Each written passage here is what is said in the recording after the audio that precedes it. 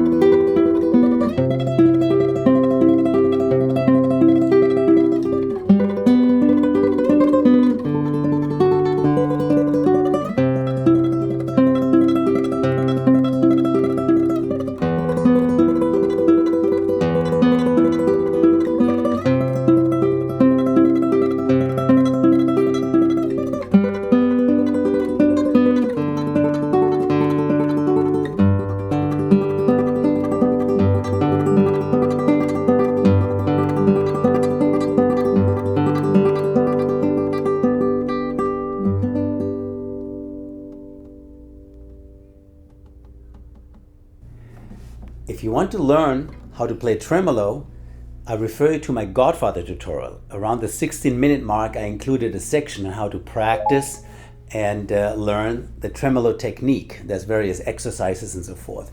I'll leave a timestamped link in the description below. So practice that tremolo. Once you have that, you will be able to play this here as well. Thank you for watching my video and enjoy the song Hallelujah.